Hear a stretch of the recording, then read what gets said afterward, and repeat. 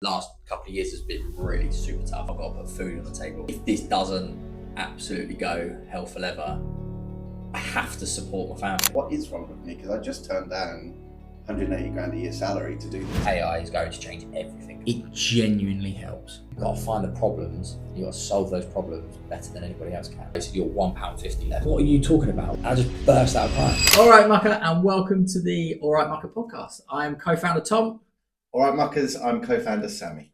And in today's episode 3, we're going to be talking about the risks and the build. So, risky business, setting up businesses. Oh, it is risky business. Yeah, I mean, listen, this is not our first rodeo. We have been there and done it before, but we're putting everything on the line for this one because this is the last roll of the dice, isn't it? We're going to have to get a job after this one. We can't keep playing around. Yeah. So, I think we did discuss it in episode 1, but for anyone tuning in late or didn't watch episode 1, we've both been founders before. I have never actually had a job, technically working for anyone else, just been a founder since 18 and had some successes, had some failures, but this one, putting it all on the line, this is all or nothing type vibe. Yeah. So yeah, it's really exciting, but also, I was just about to swear, and I'm not sure if we are allowed to swear on this podcast. Are we allowed to swear, Jack? Can we swear? Yeah, of course you can. Yeah, well... Fuck, shit, bugger, God, tosser. Oh, God. How many more you got? We're definitely getting shadow bans. I can't even remember what I was going to say now after that potty mouth tirade. But, yeah, it's fucking risky business. Yeah, it is risky. I've kind of got to the point now of young family, a little boy, 18 months old, like wife, like house, mortgage, all the things that come with it. And a lot of tradespeople will know this is you're earning a living and then it's like, right, you're going to go out on your own. Mm-hmm. So for us, obviously, I've been self-employed for a long time, but last couple of years has been really super tough. Yeah. Gone from being super, absolutely flying to, right, this is actually really not working. And then you're sitting there going, I've got to put food on the table. It's not just me anymore. I'm not rolling the dice on myself. When you're in your early 20s, it's just you. So it doesn't matter if you fail, that you can keep doing it. Yeah. And now it's sort of getting to that age now. It's like, if this doesn't absolutely go hell for leather, I have to support my family. Yeah. So therefore you can't push it all the way to that breadline because it's not my life, it's their lives and they're more important. Yeah, it's a different dynamic. I can't relate to it for the audience's sake here, for our 2 listeners probably listening. Well, our mums know that. Yeah, I have no family or kids. I have a family, obviously parents and brothers and stuff, but nobody who's directly reliant on me in terms of a kid. So I can't relate to it that much, but it is, I guess, relatable to tradespeople who go out on their own and who do put huge risk in going self-employed. Yeah. Obviously, it's slightly different with a sort of tech startup and an AI startup, because what it takes to build is months and months and months of likely little to no salary for us at all. So it is a daunting task, but I guess we're both obsessed with the idea and the problem and the solution. So that's what gets us through it, right? Right. So I'll ask you a question here. So what do you think is in us that makes us so stupid to keep doing this? It's a very good question.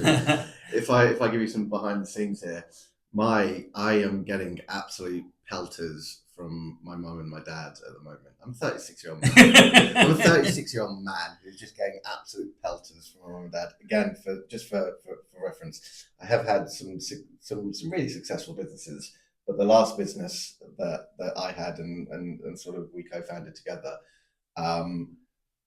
put me in a large financial pickle. Raised millions, lost millions, spent it all.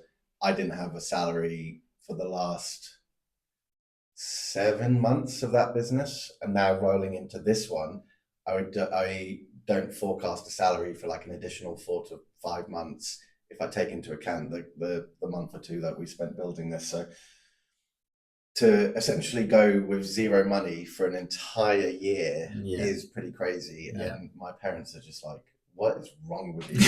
And then I have to self-reflect and be like, in fact, what is wrong with me? Because I just turned down 180 grand a year salary to do this, right? It's like, what is wrong with me that I feel that I must be that person who creates businesses, who creates companies, who creates values, who hires other people. And if I'm being totally honest, I've still not found that answer. I don't know what it is within me that cannot not do this. Yeah. It is just a compulsion, an obsession, and maybe an identity, an internal identity that I have for myself, which other people just cannot understand, right? Yeah. And so if I scale back mine, so I started my first business, as it were, when I was like 9 years old. And I got some friends at school and myself were making comic books. Yeah. And then I would then go and sell those comic books at like lunchtimes and stuff like that. And we'd make a bit of money, donated some to charity, spent a load of Pokemon cards. But it was just like, even from like 9 years old, I just knew that I wanted to create things. And funny, like if you know me and you looked like at my social or anything, you think like he's always like money. It's really not. Yeah. Like money for me is a byproduct. I love to create things. I love to create things. I love to see people using things that I've created. And the only way I can describe it is like a brain itch. If I see something or come up with an idea, it literally torments me. Yeah. And I've been up like middle of the night writing business plans because I've had a dream about something. It does feel almost like torturous sometimes. I can't walk into a shop and not do the math. Yeah. Okay, right. So the rent in here is probably about this, and their staff's going to cost that, but their products are only like £1. Yeah. And it's like, stop it, stop doing it. And like my wife Evan, she just laughs because she's like, you're doing it again. Yeah. Like you go to an event and like me and you. I was saying to Jack yesterday, me and you are a nightmare. Like I can't go to an event and not be like, right, the lights are too bright or the music's not loud enough or whatever it is. And I'm really bad at it. Like I've been at events where I've gone up to management and I've gone, you need to lower the lights down. Yeah. And it's like, I can't, because it's like, you just... After being in the events industry, like I as you know, like I was in that events industry for quite a long time.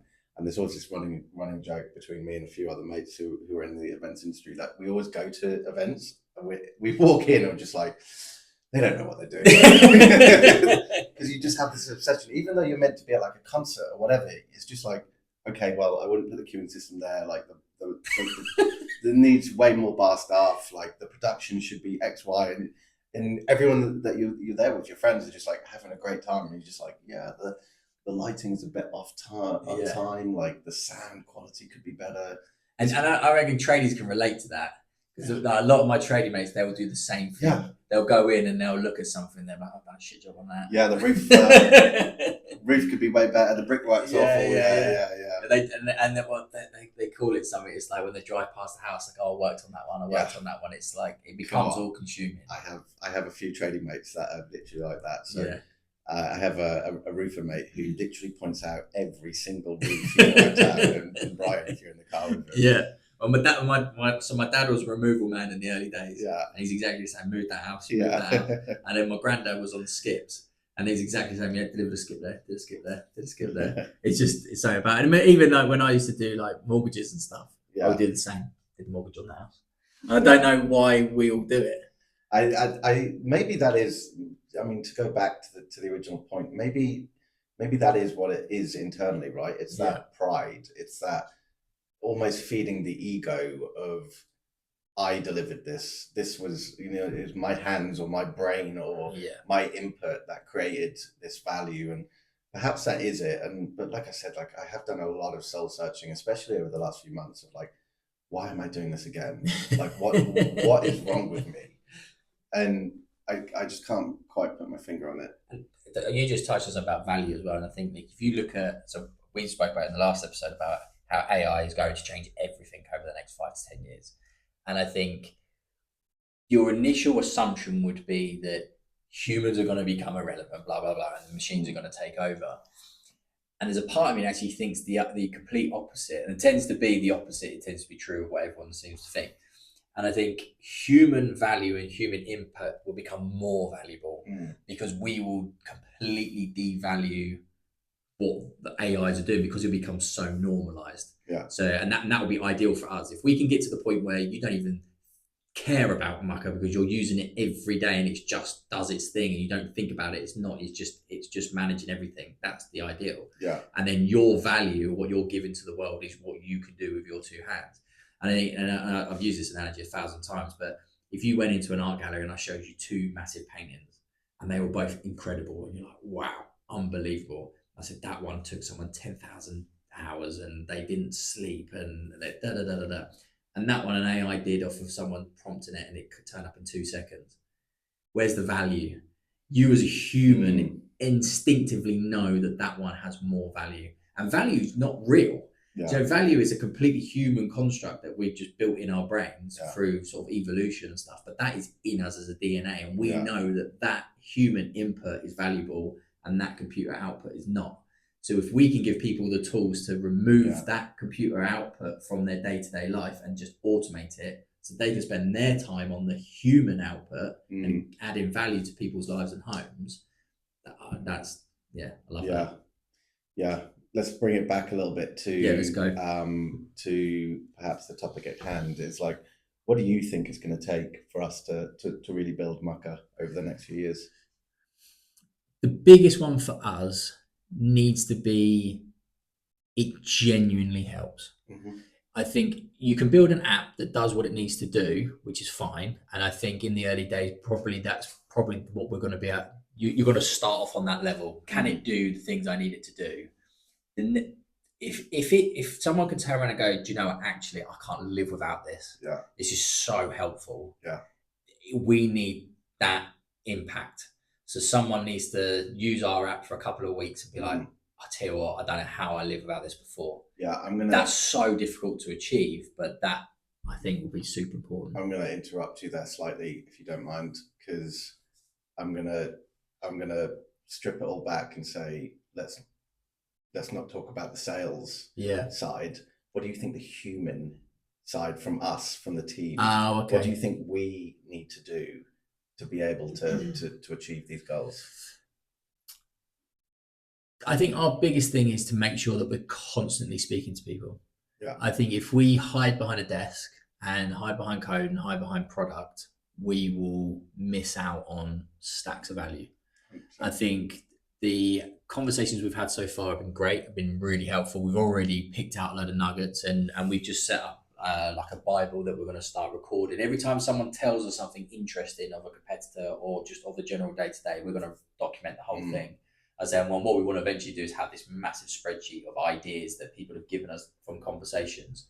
And we just have to keep talking to people. Yeah. And whether that's getting out there, talking to people in the street, getting out to merchants, talking to different business partners, talking to customers, talking to people who signed up on the waiting list, talking to people on social media, it's just constant communication with everybody. Because it's so easy to go, right, we're going to build this product, we're going to put it out there, we're going to spend some money on Facebook ads, hopefully people buy it. Then more people buy it, so you spend more Facebook ads. You're not obsessed. Obsession comes from those conversations with people. Yeah. So, and that's got to be where all of our focus really is, because we've got all the pieces. We've got the pieces in the puzzle for people to do what they need to do.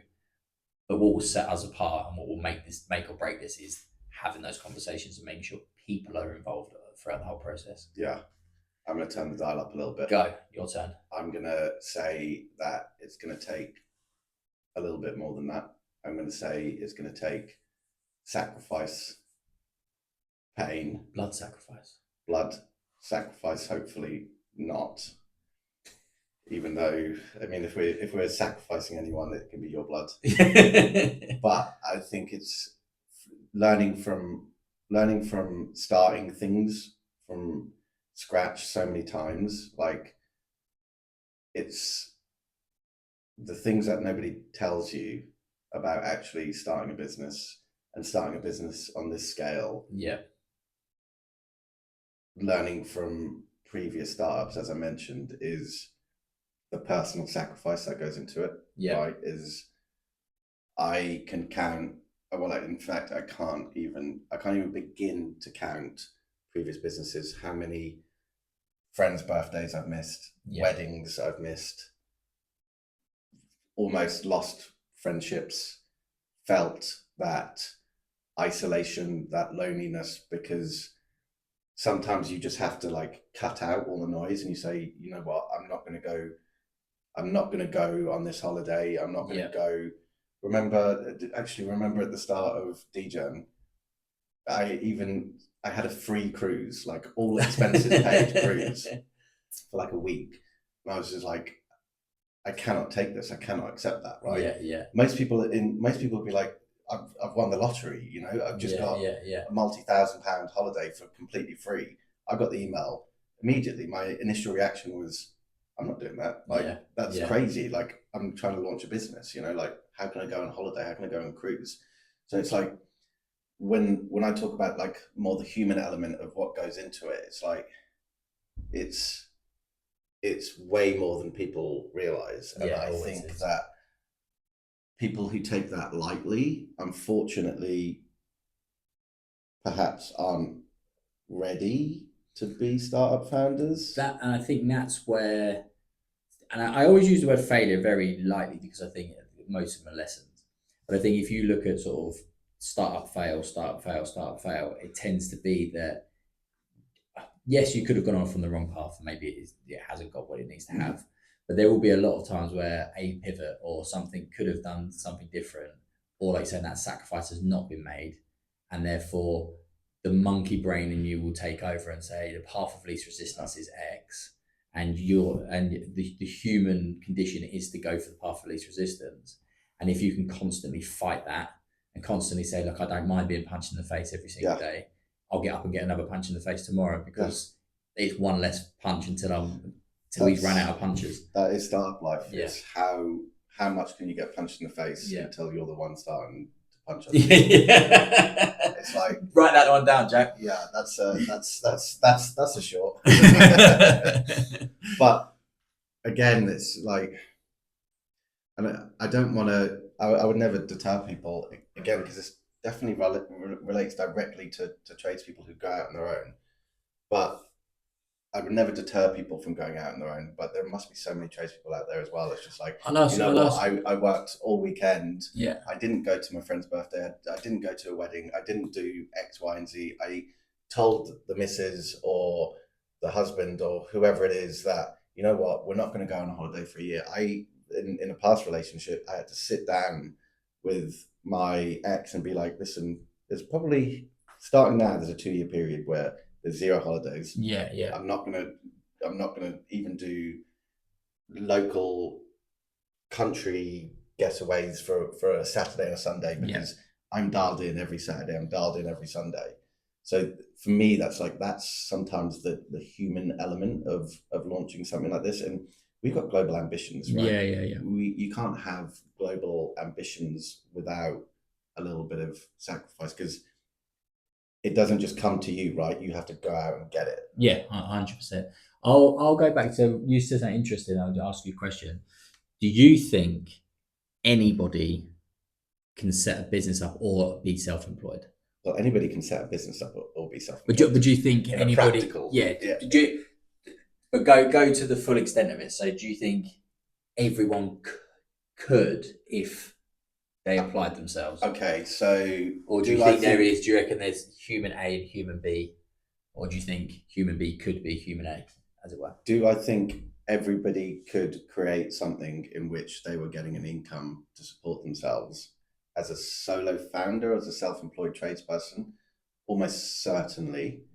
Do I think that everybody can scale to multi-person teams, global businesses, national businesses, millions, tens of millions of revenue, hundreds of millions of revenue, billions of dollars of revenue, even less likely? Absolutely not. Yeah. I don't think it's for everybody. Yeah. Do you think that? But can I? No. Because I'm going to carry on with it. So, do you think the narrative out there at the moment on social media, where it's like, be your own boss, don't work for somebody, get out there, go get it, grind up and get going? Do you reckon that's a positive influence on people or a negative influence on people? It's a positive. I think overarchingly, it's a positive message because there are some people that need to be kicked up the arse to say, go and do it, etc. And right, like you're you are the result of the people around you and the content that you consume. So if you do consume that content and there are people around you that support you, you are more likely to go and achieve that. So do I think it's overarchingly positive? Yes. Do I think practically it's positive? No, because it doesn't actually tell you this is how you should do it. It just says most of the content is go and do it, like blah, blah, blah, which can have its positives because, as we know, like probably the best self-employed people, founders, whatever it is, they're the ones that go out and experiment and go try things and then realize what works and then scales what works. Yeah. The worst ones are the ones that try one thing or two things and then they're like, this just doesn't work. It's not for me. I'm going to go back to whatever. So, but to go back to what I was initially saying, like the best advice I would, and I'm not bloody Elon Musk or whatever, but the best advice I would, having been through failures and successes, is don't do it. And if your initial reaction to me saying don't do it is, in fact, I'm not going to do it, then it's not for you. If your initial reaction is, fuck what Sammy said, I'm just going to go do it, then it is for you. It's funny you say. I was having a conversation last night with a friend of mine. He's a window fit. He's going to be one of our testers. And he came up with an idea and he said, Webs, I've got an idea I want to run past you. And we sat down and I literally Googled, because he was in the van, I Googled it and there's a few people doing it. And I said, there's quite a few people doing it, mate. And he gave me the best answer. And that's the right mindset. It was like, well, just because someone else did it doesn't mean I can't do it better. Yeah. I didn't tell him to, I didn't give him that. Obviously, he's self-employed, window fitter, has been a window fitter his whole life. But there's something in him that knows instinctively, actually, I don't care if someone else is doing it because I think I can do it better. And that is pretty much all businesses. You don't have to create the new thing that doesn't exist today. If you can just do something 5% better than the last person, offer a better service, a better price, blah, blah, blah, but you can fix a problem that someone else isn't fixing. Yeah. And I mean, when you boil down all businesses, it's all problem solving. Yeah. Every single business is a problem solver. Even if like clothing, the problem is you can't be naked in the street and you want some sort of status on the clothing you're wearing. You'll solve those two problems. There isn't a single item or anything in existence that isn't solving some sort of problem for somebody. Yeah. There's a plant pot behind you. What problems is solving? What it makes the room more aesthetically pleasing, makes us feel better about ourselves for being in the room. Is the problem. And if you can find out what problems your competitors aren't solving or are causing and solve them, and be the person that can deliver that. Yeah, that is everything. I have a couple of like tangible examples for that. So oil and gas was the first industry I ever co-founded company in. Causing more problems than it's solving. Depending which side of the climate argument you are. But there was a very popular saying in the industry. It was BP does it first, ExxonMobil does it better. Right. Okay. So their entire model was, can we just be better than BP? Let them go, exploring new regions and finding oil, etc. And then Exxon come in and just drill it better. Yeah. There's also, a very famous example of Mark Zuckerberg at Facebook, right? Yeah. Facebook was not the first sort of social. It wasn't even very good, really, in the early days. But... And nearly every feature that Facebook released for I think it was 5 or 8 years, none of it was their own idea. They just saw other things on the market and they were like, we're just going to do this better. We're just going to amalgamate it into one ecosystem. Yeah. And that turned them into a multi-billion-pound company. They're not the first, and they're no pioneers and no innovators. And that's not me saying anything negative about them. That's their entire business model was just find what's working on the market and copy it and just do it better. I think we had a conversation the other day and it was like, during COVID, Zoom just absolutely exploded. And you think, Skype. How did you? They had a huge advantage. You had that lockdown. Everyone knows who you are. You're automatically installed on everyone's PC, and you've let someone creep up and just decimate you. Yeah. And all they've done is they've said, right, what Skype's doing, we're going to do it better, and they did it better, and then they managed to hit that wave. And then and again, when we talk about risk and talk about building, it's just you've got to find the problems. You've got to solve those problems better than anybody else can. Yeah.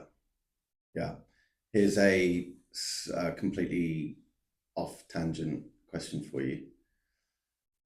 What's been the toughest moment that you've had in startup life or Mucka life? Ooh. I mean, I wouldn't say there's been huge, crazy challenges at Mucka yet, and there will be probably thousands of them, but we are still in the early stages of the exciting build and release, etc. But what if you take a step back? It's like what's been your biggest challenges, like going out and running businesses? So it's the kind of two questions. So if you go like the hardest part in the hardest moment in my whole working self-employed life would have been when I sat down with an accountant one, like just doing some books and stuff, and he's like, "You've got," I'm not exaggerating, and it's not a word of a lie. He said, "You're £1.50 left," and I was like, "What are you talking about?" Because I'm looking at the amount coming in, looking at the amount going out. You're like, "No, what do you mean?" He's like, "Yeah, once they were all gone, you got £1.50 left." And he was, I mean, randomly just in my house. We were just doing it because I needed to catch him up on some stuff. I was like, "Well, I've got to pay everyone their commissions next week," and he's like, "Well, we ain't got it." Yeah. I was like, "No, look at that, look at the revenue number," and he's like, "No, that's not important." And I won't tell you the way I got around it, but there was a certain strategy you could do with an Amex and PayPal. They'll get you a little bit of money for a little bit. I've heard about that for a short period of time. But and I remember him leaving, and I just burst out crying. Yeah, because like it's one, it's over, but two, it's other people. It's like I don't have enough money to pay people what I owe them, and it killed me. So then you cry, and you go, right, I've had my cry. Now what do I do about it? Yeah. Because I can't not. You can't just ring people up and go, "By the way, I haven't got no money. I'm not going to pay you." Yeah. It's like, what are the solutions? And then that's where I worked out this loophole, Amex loophole. Yeah. Got everyone paid, and then money. We would use some money that then come in a week later, and everything started to level out a bit. And then obviously you cut back some costs, and then all of a sudden you start to fix it, and it all comes good. But to be on that line where you're like, and it's all my fault. Yeah. Because what we were doing, we were growing. Every penny that we made, we spent on growing the business, and it was a mortgage advice practice. And we were like, right, we'll open another office in another town. We'll get more people involved, and the bigger it is, the more money it will make, and blah blah blah.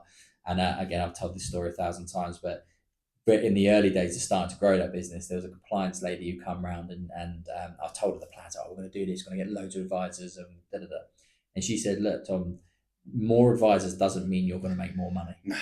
And I was like, "Would you?" 23, 24-year-old arrogant me. Just for anyone audience's sake, advisors in this scenario doesn't mean advisors, external advisors. No, it means mortgage advisors. Yeah.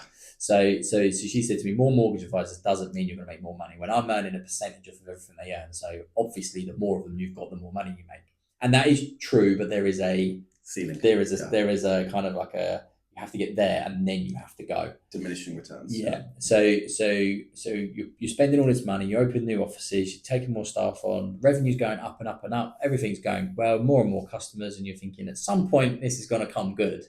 But you're looking around at all of these costs, all of these commitments, all of these expenses: software costs, licensing costs, insurance costs, office costs, and it's cost. And the part of the deal was we would cover those costs in return for a percentage of what they earn.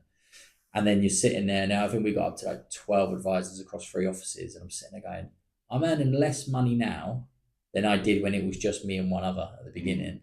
But my problems are 12 times versus tiny. And tradespeople will know this better than anybody. To go from 1 to 2 to 2 to 3 is really tough, because when you're on your own and you're making good money, but you're busy and you're stressed, you think the natural thing is to go to the second person, and it is.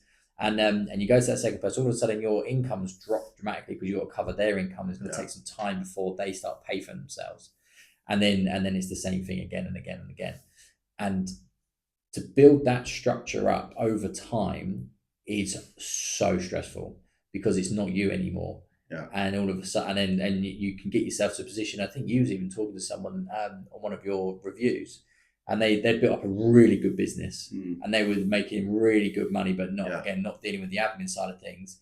And he just said, I can't do this anymore. Yeah, his business, I think he said he had around 30 to 40 people working for him. Yeah. And the sort of organizational structure and the admin and the operational side he couldn't handle it, just collapsed. So he's now back on the payroll. Yeah, and I think this is where those different stages of businesses, they require different things from you.